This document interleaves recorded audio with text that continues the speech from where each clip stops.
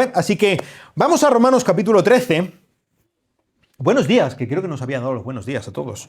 Buenos días, bienvenidos, me alegro de veros. Estamos en el capítulo 13 de Romanos y continuamos con este libro. No sé, ¿estáis ya cansados de Romanos? ¿Estáis aburridos ya? No sabía, digo, no sé si parar en algún momento porque tanto Romanos, pero la verdad es que ahora estamos en un momento específicamente en esta segunda sección, en esta última parte de Romanos, en la que Pablo está cambiando constantemente. Y hoy vamos a hablar acerca de algo que yo diría que nunca habíamos hablado aquí en la iglesia. Vamos a hablar de política. Oh.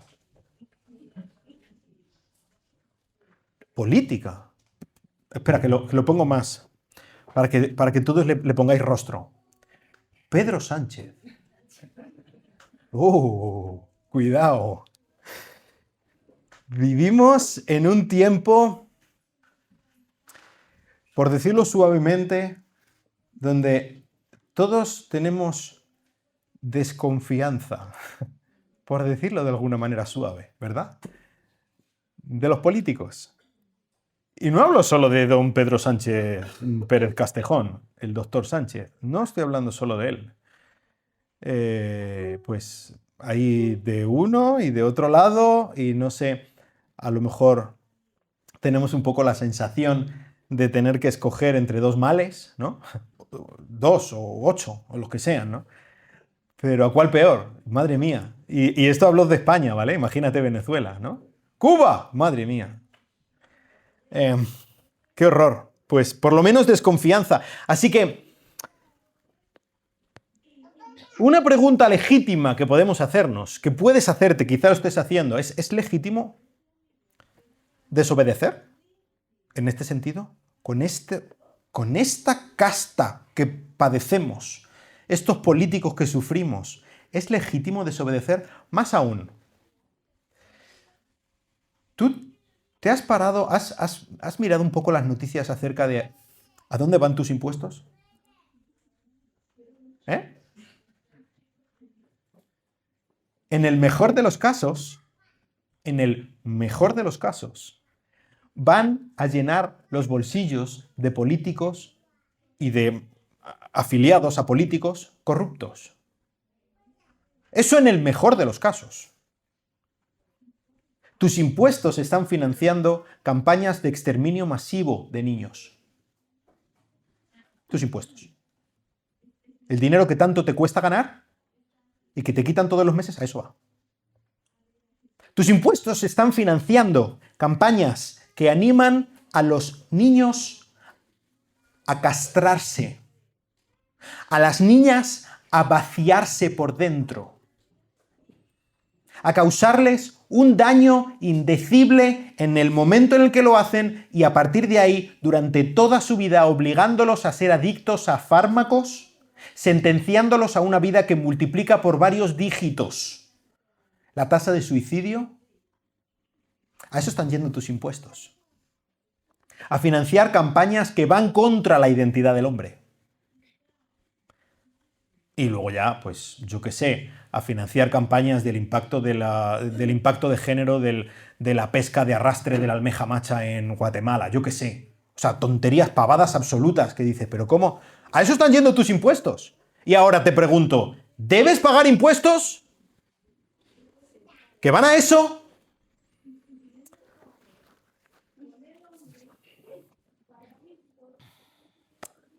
Que viva la democracia, ¿verdad? Que viva la democracia. Hoy vamos a hablar de un concepto diferente de gobierno. La democracia se supone, lo que se supone que nos han vendido como democracia es el gobierno del pueblo, ¿no?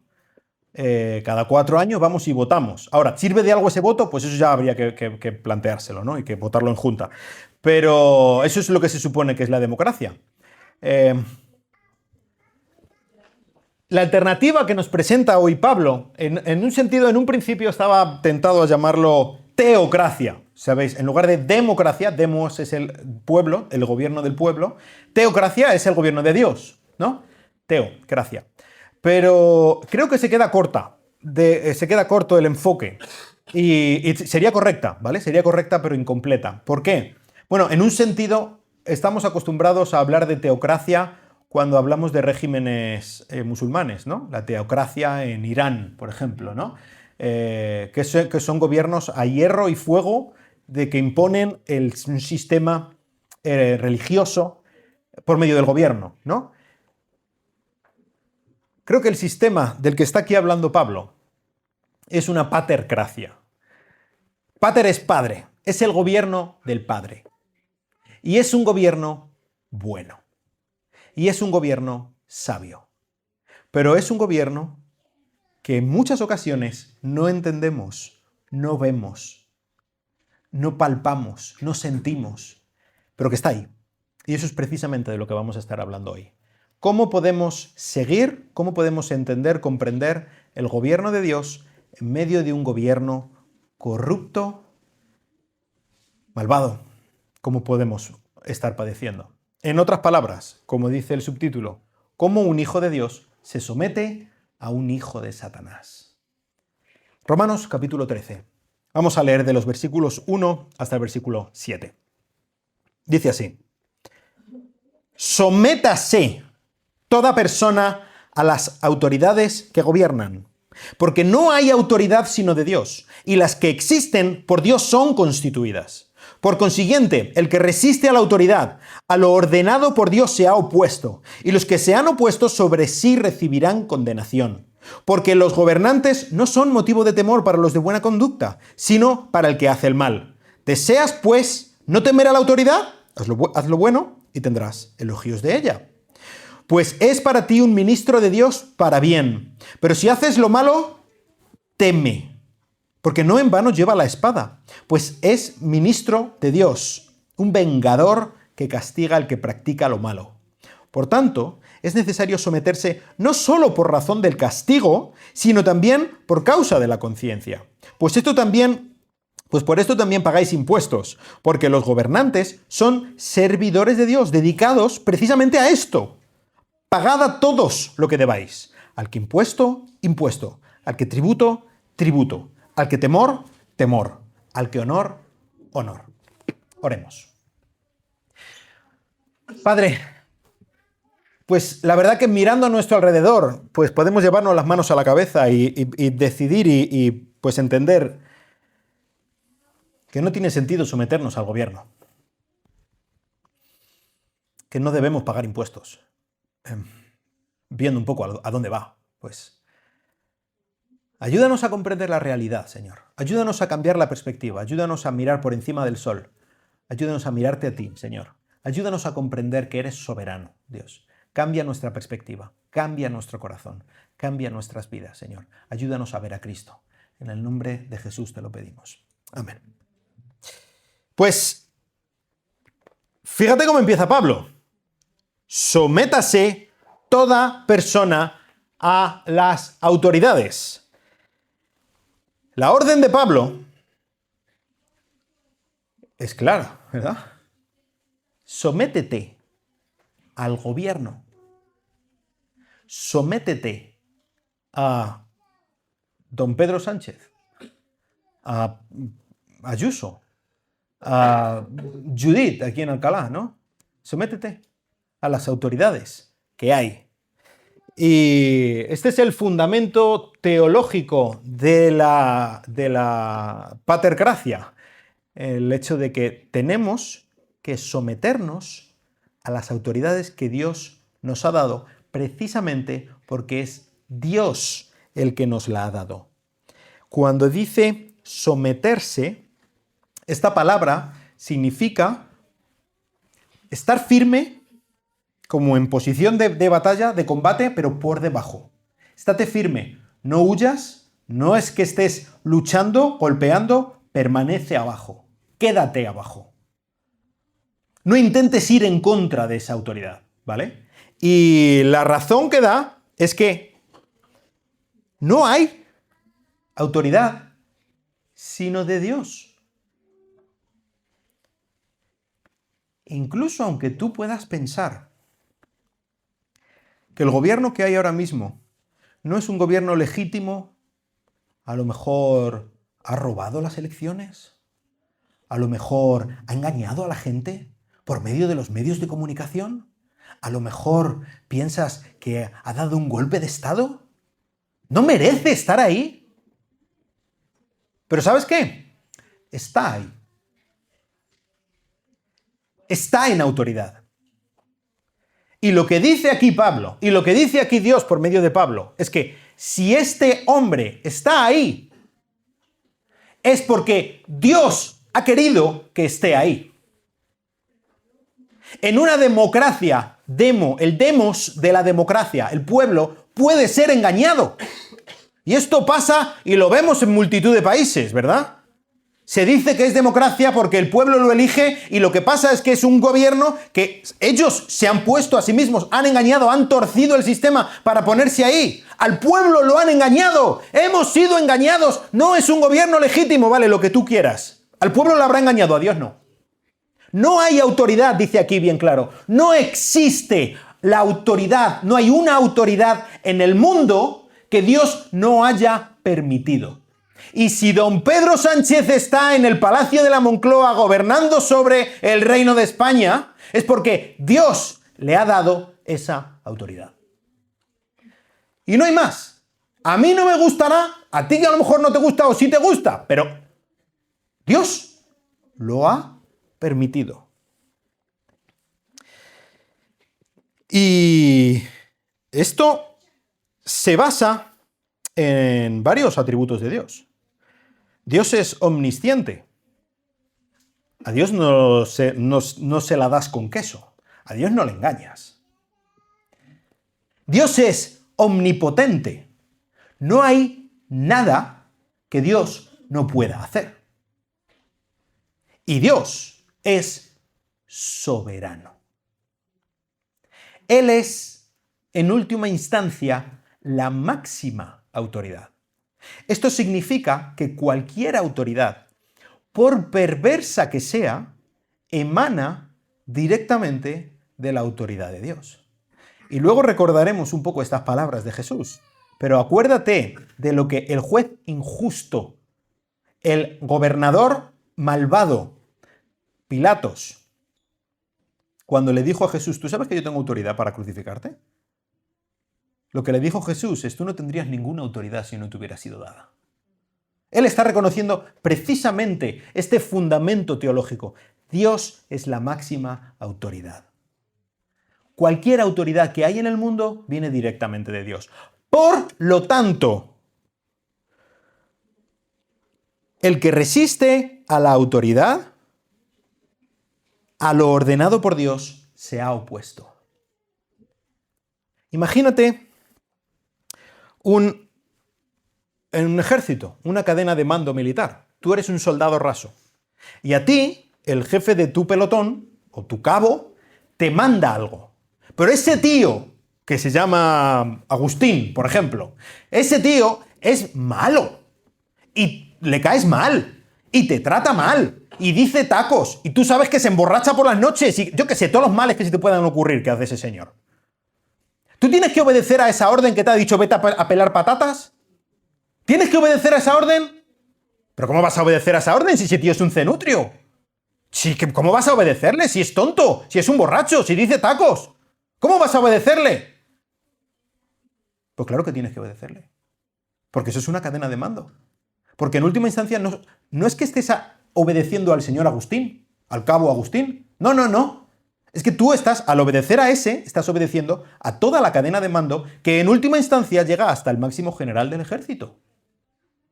Obedeciendo esa orden del cabo Agustín, estás obedeciendo al general.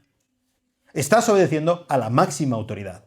Esto es una cadena de mando. De la misma manera, por muy poco que estemos de acuerdo con el gobierno que tenemos ahora mismo, u otro, por muy poco que estés de acuerdo con el empleo que se hace de lo que tú estás pagando de impuestos, por muy mala gente que te pienses que son, esto no cambia el hecho de que hay una cadena de mando. Y esto es precisamente de lo que está hablando aquí Pablo. Y en última instancia, el máximo general, la autoridad suprema, es Dios. Por lo tanto, rebelándote en contra de esa autoridad menor que hay, tú te estás rebelando contra la máxima autoridad. ¿Entiendes? El mismo rey Nabucodonosor lo afirmó, lo declaró claramente, cuando después de que Dios le diera un revolcón de 7 años de locura, él finalmente levantó sus ojos al cielo y reconoció que el Altísimo domina sobre los reinos de los hombres. Y él escoge a quien gobierna. Incluso llega a decir que él pone al más bajo de todos los hombres a gobernar, porque es él la máxima autoridad. Por lo tanto, ir en contra de esta autoridad es ir en contra de él Altísimo. ¿Sabes? El gobierno no es un invento humano. El gobierno es un invento divino. Génesis capítulo 9, versículo 6, nos habla del principio, del germen, de cómo Dios creó el gobierno, de cómo Dios instituyó el gobierno. Génesis capítulo 9. Dios le dijo a Noé, justo después del diluvio, el hombre que derrame sangre de hombre, por el hombre su sangre será derramada, porque a imagen de Dios hizo él al hombre. Aquí hay un germen de justicia, de sistema judicial. Hay el malvado tiene que pagar. ¿Cómo se gestiona esta justicia? El hombre que derrame sangre de hombre, su sangre será derramada. ¿Cómo se gestiona esto? Por medio de un sistema gubernamental. Este es el germen del gobierno. Vosotros, hombres, tenéis que organizaros para aseguraros de que el malhechor pague consecuencias por sus actos. Y este es precisamente el gobierno. Así que la máxima autoridad en este mundo, nos guste o no nos guste la autoridad que está justo por encima de nosotros, pero la realidad es que la máxima autoridad, que está incluso por encima, incluso aunque odie este concepto, don Pedro Sánchez, Dios está por encima de Pedro Sánchez. Y si él está ahí gobernando en el Palacio de la Moncloa, y digo Pedro Sánchez y puedes poner al que tú quieras de tu país, señor Trump o señor Maduro o quien quieras. Si Pedro Sánchez o Trump o Maduro o quien tú quieras está ahí gobernando, es porque Dios lo ha permitido. Es porque su autoridad está por encima de la autoridad de este señor. Así que quizá, a mí un poco me pasa esto, ¿vale? Pero quizá eres bastante cínico en cuanto a la política. Y ves que todo esto realmente es un circo. Que todo esto realmente es un sistema de robo, un sistema de control. Ahora, si nosotros nos rebelamos en contra de la autoridad, esto no es algo piadoso. No estamos sencillamente buscando justicia. Esto es un acto de rebelión en contra de Dios. Porque la cadena de mando está ahí. ¿Qué es lo que nosotros debemos hacer? Yo no estoy de acuerdo con el gobernante que tengo. ¿Qué debo hacer? Primera de Timoteo capítulo 2, versículos 1 y 2. Orar por ellos. Orar por ellos. Porque mi puño en alto es ridículo. Y mi queja es patética. Y si yo de repente creo un hashtag en Twitter que se hace trending topic y tiene 200.000 retweets y ¡buah! Flipas. ¿Y qué? Tonto. Que no vas a conseguir nada. Porque yo soy patético, porque no le importo a nadie. Yo no voy a lograr cambiar el gobierno, incluso aunque lo lograra cambiar. ¿Por qué va a cambiar? ¿Por quién va a cambiar? Pero ¿sabes qué? Hay alguien que sí puede cambiarlo. Y no solo cambiar el gobierno, él puede cambiar a Pedro Sánchez. Y yo debo, no solamente es una opción. Si eres cristiano, si confías en Dios, puedes clamar, debes clamar a la máxima autoridad para que Él ayude a gobernar bien a la autoridad que tienes por encima de ti. Nuestra labor es de orar, de clamar para que Dios dé sabiduría, dé temor de Dios a los hombres y mujeres que tenemos en autoridad, precisamente porque es Dios el que tiene la capacidad de cambiarlo y no nosotros. Mucho, mucho más poderoso es hincar nuestras rodillas delante de Dios que levantar nuestro puño delante de Pedro Sánchez. Mucho más poderoso. A lo mejor piensas que la solución realmente es buscar algún salvador. Salvador con S minúscula, ¿no? Aquí lo que necesitamos es un Nayib Bukele, ¿eh? Alguien que de verdad que te haga las cosas bien de una vez. Necesitamos un partido político que quiera esto y esto y esto, y que eche a esta gente, y que baje los impuestos, y que no haga esto, y que todos los políticos se vayan. Vale, sí, no, quizás estoy de acuerdo con algunas de las medidas de esas cosas. Puede ser. Y estaría bien que España tuviera un cambio en este sentido y en el otro. Vale, estupendo, maravilloso. Ahora, esto nos pasa mucho a los cristianos. Y confundimos a nuestro Salvador con un tío que viene y nos dice que va a hacer esta cosa y la otra. Y quizá incluso, imagínate, sería guapísimo, ¿eh? Que llega ahora mismo aquí en España y hay un partido que de repente emerge o cambia, si es un partido que a ti te gusta ahora mismo, bueno, ponte en la mejor de las situaciones que a ti se te ocurra, ¿vale? Y llega y es que es alguien que es creyente, el principal, y que de verdad que es un tío que quiere buscar a Dios, que quiere buscar el rostro de Dios, que quiere hacer las cosas bien y que tiene opciones para ganar, y todos los evangélicos nos unimos a una. Sí, señor, este señor que se llama Pepito Pérez, for president, Pepito Pérez, president, PPP, tenemos ya incluso el eslogan, ¿no? Es estupendo, qué maravilla, él es el Salvador de España, tururú. No es el Salvador de España, y puede ser que sea una ruina y un fracaso y un engaño como tantos otros ha habido en el pasado. Porque tu Salvador no es un político. Y estamos tentados a esto, ¿eh? Y estamos desesperados buscando que venga un político de verdad, un político de bien. Ojalá de verdad, no es una cosa mala, ¿vale? Oremos para que venga un presidente del gobierno que sea bueno, que sea honrado, que busque luchar contra el mal, favorecer el bien y todas estas cosas. Estupendo, pero nuestro Salvador no es ese, porque ese es un pecador. Y va a fracasar, y va a fallar, y va a ser influenciado por este y por el otro. Y nuestro Salvador es Jesucristo. Nuestro Salvador vino y murió por nosotros. Tu Salvador no ha venido, cuidado, no ha venido a librarte de los impuestos. Tu Salvador no ha venido a librarte de los delitos en la calle. Tu Salvador no ha venido a librarte de los corruptos. Tu Salvador ha venido a librarte de ti mismo. De tu pecado, de tu maldad. Y si nosotros tenemos la conciencia de que realmente nuestro gran problema son los políticos. ¡Buah, qué asco! Y nuestro gran mal es el robo de las castas. Y nuestro el gran problema que tenemos en España es este señor y este señor y este otro. Pues entonces pensaremos que nuestro Salvador es el que nos va a librar de esas situaciones, ¿verdad? Mi gran problema es que estoy en el paro. El sistema de salud que es una porquería. Este es mi gran problema. Entonces, ¿quién va a ser mi Salvador? El que me libre de esos problemas. Pero nosotros sabemos que no es así, ¿a que no? Mi gran problema es mi pecado. Mi gran problema soy yo.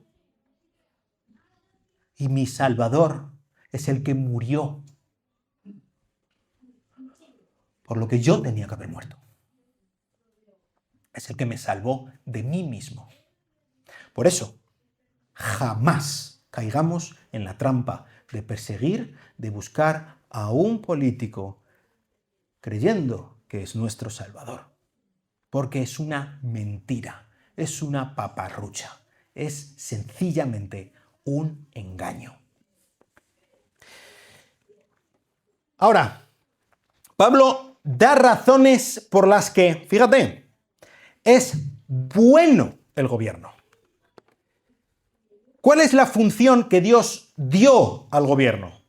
Y por la que, escúchame, incluso el peor gobierno que tú te puedas imaginar es bueno.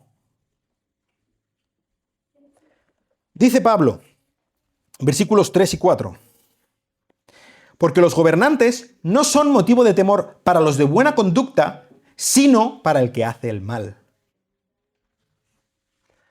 Estábamos diciendo antes, Génesis capítulo 9, la razón por la que Dios instituye el gobierno es para castigar el mal. Eso es precisamente lo que está aquí diciendo Pablo. Dios ha puesto un dique, una contención al mal. Hasta tal punto que quien debe temer al gobierno es el asesino. Quien debe temer al gobierno es el ladrón. Quien debe temer al gobierno es el violador. ¿Por qué? Porque la máxima función del gobierno es castigar el mal y promover el bien. Y quizá tú pienses, eso no es lo que está haciendo mi gobierno. Vale, en ciertos sentidos es un fracaso, ¿vale? Bueno, vale, está bien. Ahora te digo, cualquier gobierno, cualquiera, y ponte en el peor que te puedas imaginar, es mejor que no haya gobierno. Y debes estar agradecido a Dios porque está ese gobierno. No sé si recordáis, hace un año y poco, cuando la Dana, que allí no hizo acto de presencia absolutamente nadie, ¿no? Enviado por el gobierno durante semanas. Allí la gente dejada en el barro que se busquen la vida. Y pues aquello fue un caos. Aquello fue un descontrol. Pero eso no fue lo peor. Es que enseguida la gente se tenía que encerrar en sus casas, así lo mal y lo enterradas en fango que estuvieran en sus casas, porque enseguida se habían organizado bandas de criminales para robar, para matar, para violar. Porque no hay gobierno, porque no hay autoridad. ¿Qué es lo que ocurrió en el momento en el que hay un huracán? En el momento en el que hay un apagón, en el momento en el que por lo que sea, ¡fum!, se elimina el gobierno de un lugar. Enseguida es un caos. Es la ley de la selva. Y el más fuerte mata. Y el que no es el más fuerte se deja matar porque no hay nada más que puedas hacer. Eso es la ausencia de gobierno. Y Dios ha puesto varios diques al mal. Por un lado, el primero que puso, desde luego, la muerte. Y es, en este sentido, te lo digo, debemos estar agradecidos porque Dios haya puesto este dique y que haya eliminado, al menos, la potencialidad de que el pecador y el mal y el asesino y el corrupto pueda vivir para siempre. Pero hay otro dique que Dios ha puesto al mal y es el gobierno. Por muy malo que te pienses que es. Pero el gobierno es, al menos, un baluarte de control, un baluarte de estabilidad, de castigo. Y aunque solamente sea por la amenaza de castigo, esto hace que muchos, diría todos, nos lo pensemos 2 veces antes de hacer alguna cosa mala. Y debemos estar agradecidos a Dios por el gobierno que nos ha dado. Y en este sentido, el gobierno es lo que llamamos normalmente la gracia o parte de la gracia común. ¿Sabes lo que es la gracia común? Lo vemos claramente cuando Jesús dijo, por ejemplo, mi Padre hace salir su sol sobre justos y sobre injustos. Dios es tan bueno, tan misericordioso, que ha dado bendiciones a todos. No a todos igual, porque desde luego, en contra de lo que muchos piensan, no todos somos hijos de Dios. Solamente los que han clamado a Jesús como su Salvador son hijos de Dios. Pero sí ha dado muchas bendiciones a todos. Y Él hace salir su sol. Y Él da oxígeno para que respiremos todos. No lo merecemos, ¿eh? Y Él da el gobierno a todos. Incluso un gobierno que a veces pensamos que solamente lo padecemos. Pues tenemos razones para dar gracias a Dios. Por el gobierno que tenemos ahora mismo en España. Por el gobierno que tienes en tu país. Por terrible que pienses que es. Tienes razones para dar gracias a Dios por ese gobierno. De hecho, decía, por ejemplo, Juan Calvino, el gran reformador de Ginebra, decía que no hay más noble vocación temporal que el formar parte del gobierno. El gobierno, aquí, Pablo, es que es bien claro. Él lo llama, versículo 4, ministro de Dios para bien. El gobernante es un ministro, es un siervo, un servidor de Dios, que Dios ha puesto ahí y que Dios está usando incluso en cosas que nosotros no estamos de acuerdo. ¿Por qué es un ministro de Dios para bien? Porque castiga al que hace mal y promueve, elogia al que hace bien. Y vale, lo estoy poniendo todo precioso, ¿verdad? Esto no es así siempre. Y es verdad que el gobierno toma malas decisiones. Y es verdad que el gobierno encubre o incluso fomenta ciertos delitos. Y es verdad que puedes estar diciendo que hay determinadas cosas buenas que está castigando y que está penando. Y es verdad que pues no nos gustan muchas de las decisiones que toma. Y todo esto es cierto porque tenemos un gobierno imperfecto, y todo esto es cierto porque aún no hemos llegado al gobierno de Cristo, que será el mejor gobierno sobre la tierra. Pero aún así, esta máxima no deja de ser verdad. Dios tiene un buen plan con el gobierno, y aún de una manera imperfecta y torcida, el gobierno lo está cumpliendo. Y si tú y yo podemos salir de aquí, ahí fuera, y estar tranquilamente hablando sin miedo a que venga alguien y nos asesine por la calle para robarnos el móvil o el reloj que tengo, pues es porque aún está esa función del gobierno. Así que en este sentido debemos dar muchas gracias a Dios. Pablo resume un poco todo lo que ha dicho hasta ahora, diciendo, versículo 5, por tanto, es necesario someterse, número 1, por razón del castigo. Debemos someternos al gobierno porque Dios le ha dado, dice además literalmente, le ha dado la espada al gobierno.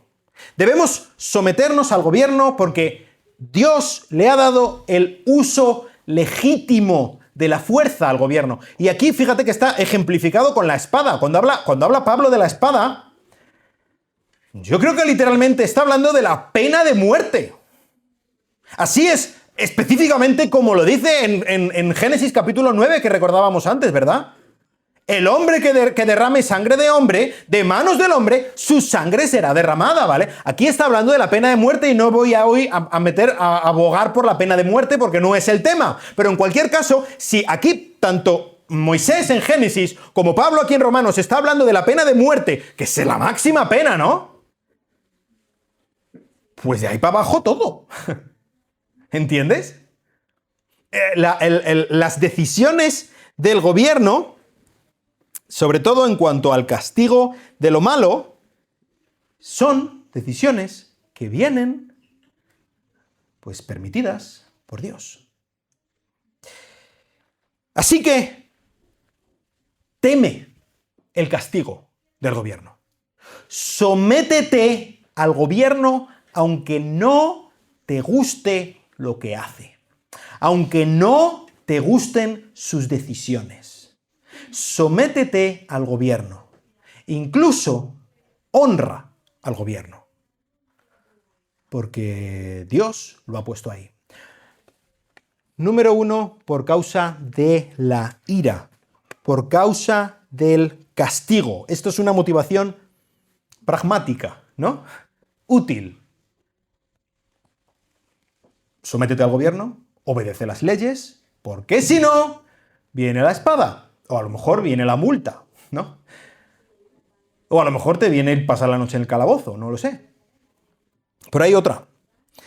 Y esta motivación es profundamente cristiana. Número 2, seguimos con el versículo 5.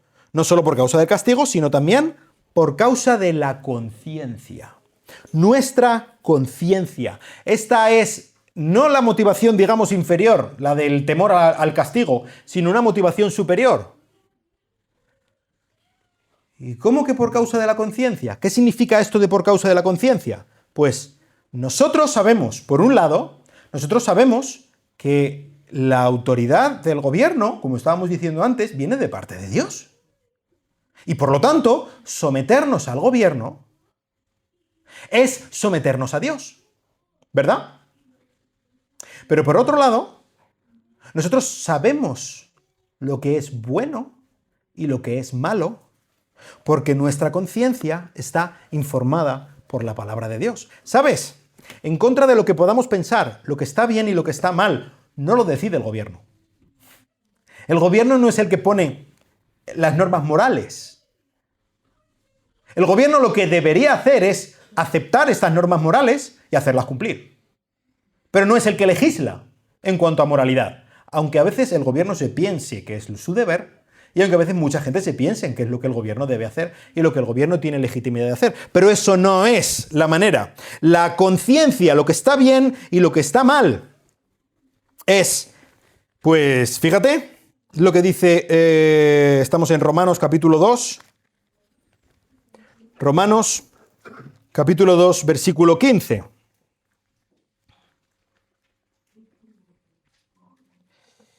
Ya que muestran la obra de la ley escrita en sus corazones, su conciencia dando testimonio y sus pensamientos acusándolos unas veces y otras defendiéndolos. Aquí está hablando Pablo específicamente de aquellas personas que nunca han llegado a conocer la ley de Dios, escrita, pero aún así Dios les ha dado en sus conciencias ley. Y hay cierta manera en la que todos y todas las culturas en todo el mundo saben que asesinar a un niño está mal. Y punto. Incluso aunque alguien ponga una ley que es maravilloso y que te voy a dar un premio si matas a 10 niños. Pues es que eso no cambia el hecho indiscutible de que matar a un niño está mal. Y todos lo sabemos. Es objetivamente mal, independientemente de lo que diga cualquier gobierno. ¿Vale? Así que el hecho de que nosotros debamos obedecer al gobierno no va en contra de que nosotros debamos obedecer a Dios. ¿Entiendes?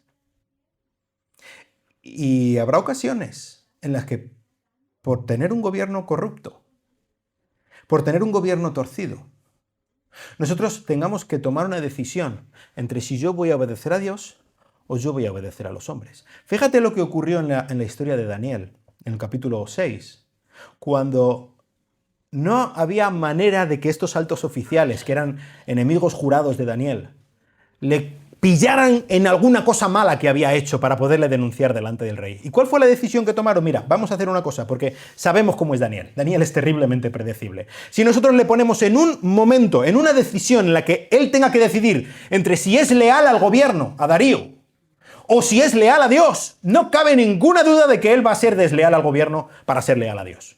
No cabe ninguna duda. Y efectivamente le pillaron, efectivamente. Y Daniel, con una sonrisa en el rostro, cayó en esa trampa. ¿Por qué? Porque él sabía perfectamente quién es digno de su lealtad. Porque él reconocía esta cadena de mando. Y él sabe que mi lealtad no es en última instancia a Pedro Sánchez. Mi lealtad en última instancia es al que está por encima de Pedro Sánchez, incluso aunque no le guste a este señor. Y ese es Dios. Y Dios está por encima de cualquier hombre, de cualquier gobierno, de cualquier poder. Así que nosotros debemos obedecer al gobierno. Debemos hacerlo en absolutamente todo porque Dios es el que ha puesto la autoridad a ese gobierno. Pero debemos obedecerlo en absolutamente todo, a no ser que eso entre en contradicción con lo que Dios ha dicho. Si la palabra de Dios me dice una cosa y el gobierno me dice la contraria, yo puedo y debo legítimamente desobedecer al gobierno y ser desleal en este sentido al gobierno, porque mi lealtad no es al gobierno del Reino de España, ni al de tu país. Mi lealtad es a mi rey. Y eso es indiscutible y eso es innegociable. Y yo voy a ser leal a mi gobierno máximo, porque mi ciudadanía última está en los cielos, no aquí, en la tierra. Decía Martín Lutero, cuando compareció ante la dieta de Worms, cuando le obligaron a desdecirse, a renunciar a lo que había escrito, él dijo, amenazado de muerte, mi conciencia está cautiva a la palabra de Dios. No puedo ni quiero retractarme de nada, porque hacer algo contra la conciencia no es seguro ni íntegro. Aquí estoy, no puedo hacer otra cosa. Que Dios me ayude. Esa debería ser nuestra actitud. ¿Obedecer al gobierno? ¿Por causa del castigo? Sí, pero sobre todo por causa de la conciencia. Si solamente estamos obedeciendo por si me pillan, por si me multan, estamos teniendo una motivación subcristiana. Solamente por temor al castigo, por si me pillan. Y así actúa cualquiera, ¿eh? Esta es la manera en la que actúa tu vecino, el otro y el otro. Simplemente yo lo único que quiero es que no me multen, que no me pillen. Nosotros debemos obedecer cuando sabemos que no nos van a pillar. Cuando sabemos que no nos van a multar. Debemos obedecer al gobierno en absolutamente todo, porque nuestra lealtad es al Señor del gobierno, que es Cristo, a no ser que esto entre en contradicción con lo que Dios me dice. Y esto es particularmente importante para los que somos padres de niños pequeños, maestros también. No debemos enseñar a nuestros hijos simplemente a evitar el castigo. Desde luego debemos enseñarles a evitar el castigo por hacer algo malo. Pero debemos enseñarles sobre todo, no solo el a qué debemos obedecer, sino sobre todo el por qué debemos obedecer. Debemos instruir sus conciencias. Debemos enseñarlos cuál es la máxima autoridad. Y si llega un momento en el que tenemos que escoger entre el temor a Dios o el temor al castigo del hombre, que nosotros hagamos igual que hizo David, cuando él se le dio esta misma disyuntiva, si va a ser castigado por hombres o va a ser castigado por Dios, y escoger a Dios, y escoger al que es el soberano, escoger desobedecer al gobierno y obedecer a Dios, porque debemos obedecer a Dios antes que a los hombres, como dijeron los apóstoles. Y Pablo se pone, para terminar, esto es lo que menos nos gusta, terriblemente práctico, y apunta al epicentro de todo, el bolsillo. Versículo 7. Pagad a todos lo que debáis. Al que impuesto, impuesto. Al que tributo, tributo. Al que temor, temor. Al que honor, honor. Y bueno, el versículo 6 también dice, por esto pagáis impuestos, porque los gobernantes son servidores de Dios. ¿Hay razón de pagar impuestos? ¿Es bueno pagar impuestos? Pues es bueno pagar impuestos. Sí, ¿eh? Y fíjate, aquí Pablo da la razón. Hemos visto que el gobernante, el gobierno, tiene su sentido. Básicamente el gobierno, la razón divina para la existencia del gobierno es castigar el mal, ¿no? Estábamos diciendo. Este es el epicentro de lo que debería funcionar, sobre todo en el gobierno, castigar el mal. Todo el resto, pues sí, son añadidos, ¿vale? Pero lo más importante es castigar el mal, mantener el orden, ser un dique en contra del pecado. Y esto hay que pagarlo, señores. El gobierno no tiene una maquinita de hacer dinero. Vale, sí la tiene. Pero no está bien, ¿vale? No debería ser, no es lo suyo y de hecho terminamos pagándola de otra manera peor aún. Está bien que paguemos impuestos porque es un servidor de Dios dedicado precisamente a esto, ¿vale? Así que está bien pagar impuestos. Ahora, ¿cuántos impuestos? Ahí ya entramos en otra cosa, ¿vale? Pues sí, no soy de los que les gusta pagar tantísimos impuestos. ¿Qué le vamos a hacer? Pero esto no cambia el hecho de que debamos pagar impuestos, ¿entiendes? Esto es algo necesario. Ahora, Pablo dice, paga a todo el mundo lo que debes. Y esto no es sencillamente si pensamos en qué se va a hacer con esos impuestos. Para ponernos un poco en contexto, cuando Pablo escribió estas palabras, el gobierno estaba tomado, el que era el emperador en ese tiempo, era un tal Nerón, no sé si os suena. La primera gran persecución contra los cristianos vino por manos de este señor. Este señor estaba como una auténtica regadera, ¿vale? Bien, es verdad que cuando Pablo justamente escribió esto, no era el, entre comillas, mejor momento de Nerón, luego cayó en picado más adelante, pero en cualquier caso, los impuestos que estaban pagando, que estaba defendiendo Pablo que se pagasen, iban, entre otras cosas, a pagar la construcción de templos, de templos paganos. Y Pablo dice que no hay que pagar impuestos por eso, no lo dice. Porque Pablo reconoce la cadena de mando. ¿Entiendes? Pero más adelante, este Nerón Usaba los impuestos que los cristianos pagaban para tomar a los cristianos y meterlos en circos y que los masacraran y que los devoraran las fieras. ¿Y Pablo está diciendo que dejen de pagar impuestos por eso? No. Porque Pablo reconoce la cadena de mando. Y Pablo reconoce que Dios tiene un plan, incluso con las cosas que no entendemos. Y Pablo dice, paga a todo el mundo lo que debes pagarle. No le debas nada a nadie. Y Pablo dice varias cosas. Aquí hay cuatro cosas en las que habla que hay que pagar. Al que impuesto, impuesto. Al que tributo, tributo, ¿vale? Estos dos van juntos, porque impuestos son básicamente los impuestos directos, diríamos el IVA, ¿no? Tú pagas una barra de pan, pues una parte de eso va a los impuestos, y paga los tributos, los impuestos indirectos, pues el IRPF, ¿no? El impuesto que a ti te quitan todos los meses, aunque compres pan o no compres pan, a ti te quitan eso, ¿vale? Págalo. No defraudes. ¿Te lo hago con factura o sin factura? No, en negro no. Esto es una obligación que tenemos. Pero si no me va a pillar nadie, ya, pero eso es una motivación subcristiana, como estábamos diciendo, ¿no?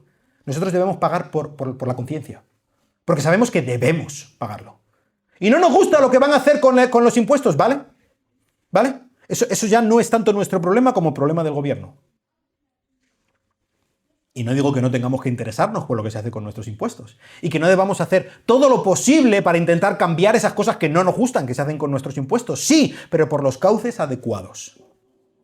No a base de robar lo que deberíamos dar. ¿Entiendes? Y con esto no estoy diciendo que no debamos buscar maneras de pagar menos impuestos, ¿no? Hay una figura que se llama elusión fiscal, que no es ilegal. Lo que hace es intentar buscar la manera de pagar los menos impuestos posibles dentro de la legalidad. Pues sí, por favor, paguemos los menos impuestos posibles. Pero vamos a cumplir con nuestra norma de pagar lo que debemos. Porque esta es una manera de reconocer que aceptamos el orden de Dios. Pero Pablo no se queda solamente con los impuestos. Al que temor, temor. Y podemos decir temor, sí, en cuanto al castigo, que no me multen, que no me metan en la cárcel. Pero también dice, al que honra, honra. Y esto va también por el hecho de reírnos de caricaturizar, de insultar, de ir en contra hasta el nivel de hacer un bicho de esa persona, hacer un chiste de esta persona. Nosotros, como cristianos, estamos obligados a honrar a nuestros gobernantes. Orar por ellos. Buscar su bien. Y cuidado, buscar su bien no significa darles la razón en todo y aplaudirlos y tal. Pues buscar su bien, probablemente en muchas ocasiones, es decirles la verdad a la cara. Buscar los medios legales para intentar cambiar las cosas, pero no ir en contra del gobierno hasta un punto en el que estemos haciéndolos o insultándolos. Recuerda, por muy en contra que estés de Pedro Sánchez, es una criatura de Dios, que Dios ha creado. Y escucha, que Dios le ama. Dios ama a Nicolás Maduro. Y Dios desea que ninguno se pierda, sino que todos procedan al arrepentimiento.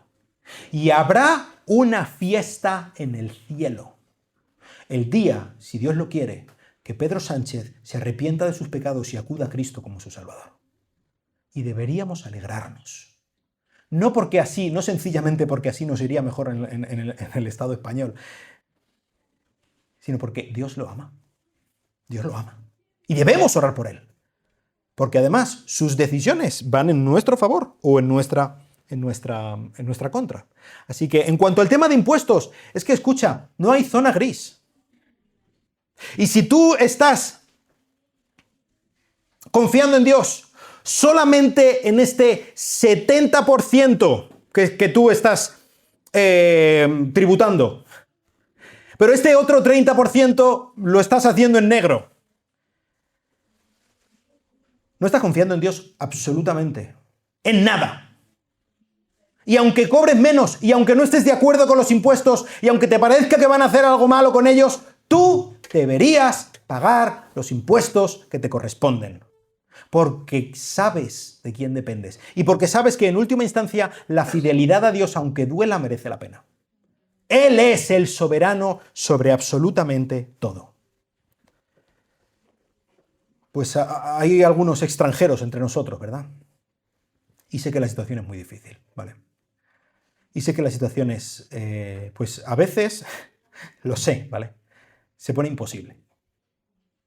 Pero dentro de nuestras posibilidades, si tú estás en este país, tienes que hacer todo lo posible por cumplir las reglas de este país. Y confiar en Dios las consecuencias. Él es el que tiene el control último sobre tu vida. Así que confía en Dios sometiéndote al gobierno. No me gusta lo que te estoy diciendo, te lo aseguro. Pero podemos confiar en Dios, ¿eh? Y sabes, específicamente en los temas en los que no nos gusta y en los que no queremos, son específicamente los casos en los que más debemos confiar en Dios. Son específicamente los casos en los que más Dios te demanda que obedezcas. Porque como hemos dicho otras veces, si solo obedeces a lo que te gusta, no estás obedeciendo. Solamente te estás obedeciendo a ti, estás haciendo lo que a ti te gusta. Y Dios a veces nos da de estos momentos que nos dice, haz esto que no te gusta, que no quieres hacerlo, pero hazlo. Porque yo soy el máximo gobernante. Confía en mí. Y el máximo ejemplo de esto lo tenemos en Cristo. Cristo permaneció en silencio ante un Sanedrín, un juicio injusto, que lo condenó. Y él se calló. Delante de Pilatos, como estábamos diciendo antes, él no llamó a las legiones que estaban allí esperando, yo supongo solamente a una orden, estaban allí todos los ángeles en plan, ¿lo da ya? ¿La ha dicho? ¿No lo ha dicho? Y allí estaba, esto es impresionante. Pilato le estaba diciendo, ¿tú sabes que tengo autoridad para soltarte o para condenarte a muerte? ¿Tú lo sabes? Y allí estaba el Verbo de Dios, el mismo que en ese mismo instante estaba sosteniendo cada átomo de su cuerpo con el poder de su divinidad. El mismo que sabía exactamente el momento en el que él iba a morir. El mismo que le iba a juzgar, porque es el juez del mundo. Ese mismo estaba allí, chorreando sangre por todas partes. Y pensando, tú no tienes ni idea, chaval. Pero aún así, yo me someto a tu autoridad. Cristo mismo, el Dios, el Rey del mundo, sometiéndose a la autoridad de ese mindundi, de ese don nadie, que estaba allí pavoneándose de su autoridad. Y lo único que le dijo Cristo es, toda la autoridad que tú tienes te la han dado a ti, ¿eh? Y por una razón que por cierto no estás cumpliendo, y aún así se sometió hasta el punto de la muerte. Eso sí fue una injusticia y no lo que ocurre contigo y conmigo, ¿eh? Eso sí fue una injusticia, pero ¿sabes? Dios estaba en control en esa injusticia.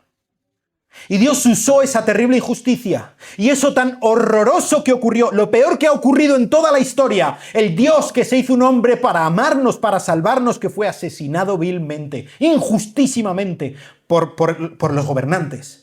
Y Dios lo usó para traernos salvación a todos nosotros, para que por su muerte nosotros tuviéramos vida. Esta gran injusticia Dios la usó para su gloria, porque Él es el soberano de absolutamente todo. Desde luego, del gobierno.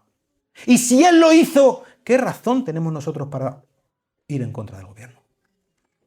¿Tenemos alguna razón? Absolutamente ninguna. Así que Dios nos ayude a ser buenos ciudadanos aquí en España, a ser buenos siervos sometidos a nuestro gobierno, pero porque sabemos que somos siervos sometidos al máximo Rey, a nuestro Señor Jesucristo, y porque sabemos que vivimos en una patercracia, porque sabemos que incluso en las cosas que no estamos de acuerdo, que no nos gustan, Dios está en control y Él es un Padre bueno. soberano, que lo tiene todo bajo control y que puede usar incluso nuestra sumisión a cosas malas que no nos gustan para traer su reino a la tierra. Vamos a orar. Padre, muchas gracias, porque sabemos que tú eres el soberano. Señor, te pido que tú nos ayudes a ser buenos ciudadanos del cielo, que tú nos ayudes a someternos a tu Hijo Jesucristo, que tú nos ayudes a ser ejemplos de obediencia a las leyes, Señor. Pero sobre todo que tú nos ayudes a ser buenos ejemplos de amor y de sumisión hacia ti, la máxima autoridad, Señor. Te pido que tú nos ayudes a ser sabios para poder entender en el momento en el que nosotros debemos dejar de obedecer al gobierno para empezar a obedecerte a ti, Señor. Ayúdanos a ser sabios y no arrogantes en este sentido. Ayúdanos a orar por nuestros gobernantes. Ayúdanos a honrar a nuestros gobernantes. Ayúdanos a ser un ejemplo de un buen ciudadano, Señor. No por miedo solamente a las consecuencias, sino por temor a ti, Señor. Por amor a ti. Y ayúdanos a que de esta manera podamos reflejar el carácter de Cristo, su amor y su sumisión delante de todos los hombres, Señor. Ayúdanos en esta mañana y a lo largo de nuestras vidas, Señor. Y te quiero rogar por cada una de las personas que están aquí y nunca han puesto su confianza en Cristo, que tú toques su corazón, Señor. Que tú le ayudes a rendir sus fortalezas y su orgullo delante del Señor para clamar a este gran Salvador que vino y se sometió completamente, siendo el Dios, el Rey del mundo, a una muerte espantosa y terriblemente injusta para darnos vida a nosotros, para que podamos ser tus hijos, tus siervos, Señor. Bendito seas. Gracias por Cristo. En el nombre de Jesús. Amén. Que Dios os bendiga.